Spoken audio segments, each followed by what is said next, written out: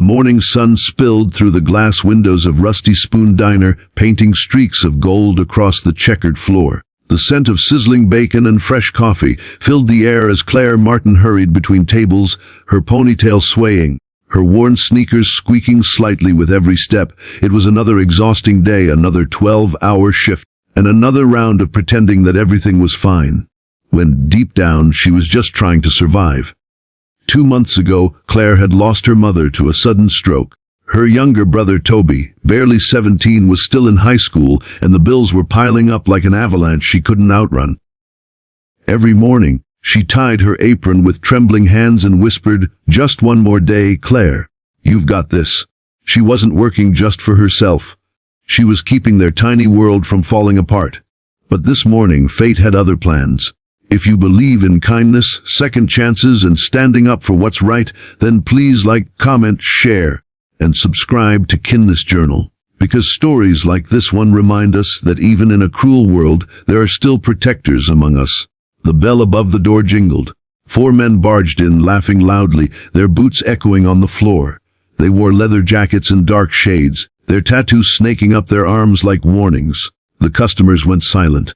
Even the jukebox seemed to lower its tune. Claire instantly felt her stomach twist. She'd seen men like them before, the kind who enjoyed watching others squirm.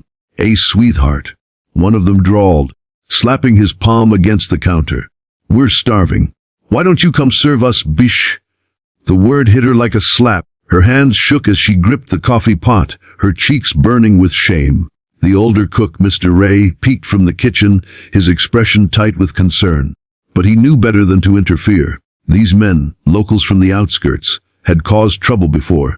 Claire forced a smile. "What can I get you?" she asked quietly, trying to keep her voice steadied. "Oh, she talks," another sneered, sliding his hand across the counter until it nearly brushed hers. "Coffee, black, and maybe a smile that's not fake, sweetheart." The others laughed. Claire stepped back, biting the inside of her cheek.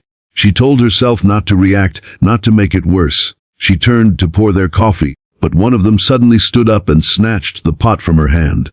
The hot liquid splashed across her apron. "Oops," he grinned. "Whiz clumsy girls shouldn't work in diners." The sound of laughter filled the air, cruel, sharp, echoing. Claire froze, her eyes burning with tears she refused to let fall. The entire diner watched in uneasy silence. No one moved, no one spoke. But then the bell over the door jingled again. This time the sound felt different. Heavy boots stepped in, 6 of them. Their vests bore a logo, Steel Serpents Motorcycle Club. They were massive men, sun-weathered, their eyes sharp and unreadable. At their head walked a tall, broad-shouldered man with gray streaks in his beard, Jax Donovan. He paused in the doorway, surveying the room. His eyes landed on Claire, trembling, coffee-stained, and humiliated, then drifted toward the 4 men laughing in the corner. A muscle in his jaw twitched. "Problem here?" he asked, voice deep and calm. The thugs turned. "None of your business, old man." One spat. "Go sit somewhere else." Jax didn't move. Behind him, his crew spread out slowly, their boots thudding in unison. The air thickened with tension. The cook peeked out again, his eyes wide. Jax's gaze stayed fixed on the man who'd insulted Claire. "You just spilled coffee on a woman trying to do her job," he said evenly. Then called her that word. He took a step closer. "You think that makes you a man?" The thug scoffed, but Jax's stare didn't waver. Silence filled the diner, so heavy it almost hummed. "Apologize," Jax said simply. The men laughed again, but their laughter faltered when Jax's hand, scarred, heavy and calm, landed on the table, rattling the silverware. The entire diner went still. Even the air conditioner seemed to hush.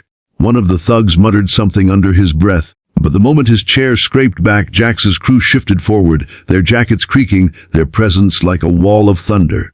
Jax leaned in, voice low but dangerous. "I said apologize." The ringleader's bravado cracked. His eyes darted to his friends, then to Jax's calm, unblinking stare. Finally, he mumbled something that barely sounded like an apology. "Louder," Jax said. "I'm sorry," the man said through clenched teeth. Claire didn't move. She couldn't. Her throat felt tight, her hands still trembling. Jax straightened, nodded once, then turned to her. "You okay, Mom?" She nodded numbly, whispering, "Yes, thank you."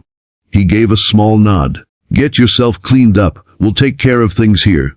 For the next hour, the bikers sat in the diner, polite, quiet, respectful. They ordered breakfast tipped double and even helped a mother pick up her child's dropped crayon. Claire watched them from behind the counter, still trying to steady her breathing. She'd grown up hearing stories about biker gangs, dangerous, violent. But what she saw that morning was different. There was discipline, brotherhood, honor. When the thugs finally slunk out, they didn't even glance back. One of them muttered something about never coming back to this dump, but everyone knew the truth. They were humiliated, and they wouldn't dare return. Later, as the diner emptied, Jack stayed behind to pay the bill. Claire hesitated before approaching. I don't know how to thank you," she said softly. He looked up, his weathered face kind. "You don't have to. Nobody deserves to be treated like that." Her eyes brimmed with tears. People saw it, but no one did anything. Jack sighed. Most people are scared to stand up until someone else does. But that doesn't make them bad, just human. Next time you see someone being treated wrong, you'll stand up too. That's how it spreads. Claire nodded slowly, his words sinking deep into her heart. "Thank you," she whispered again. Before he left, Jax reached into his wallet and handed her a folded $100 bill. "For your brother," he said simply, nodding toward the photo taped to her order pad. A smiling boy in a high school jersey. "Buy him something good. Remind him there are still decent folks out there." Then he walked out, his crew following behind, their bikes roaring like distant thunder as they rode off into the bright afternoon sun. Days passed. Word spread through town about the waitress, the thugs, and the bikers who stood up for her. The diner became busier than ever. People came not just for the food, but for the story, for the reminder that courage still existed in unexpected places. Claire felt something inside her shift. She started to smile more. When customers snapped their fingers or spoke rudely, she no longer shrank back. She met their eyes, calm but strong. The fear that had once controlled her was slowly replaced by quiet confidence. One evening, after closing, she walked outside to find a small envelope tucked under the diner's welcome mat. Inside was a folded note, written in rough, bold handwriting. "You handled yourself with grace that day. Don't ever let anyone take your dignity away. J.D." Tucked inside the note was a silver keychain, the steel serpent's emblem. Claire smiled through tears. The sound of distant motorcycles echoed faintly in the night, and for the first time in months, she didn't feel alone. She looked up at the stars and whispered, "Thank you." If this story touched your heart, if it reminded you that kindness and courage still exist in this world, please like, comment, share, and subscribe to Kindness Journal. Every story shared here is a reminder that even small acts of bravery can change someone's life. And before you go, comment below. Would you have stood up for Claire if you were there? Because sometimes it only takes one person to turn fear into hope and cruelty into compassion.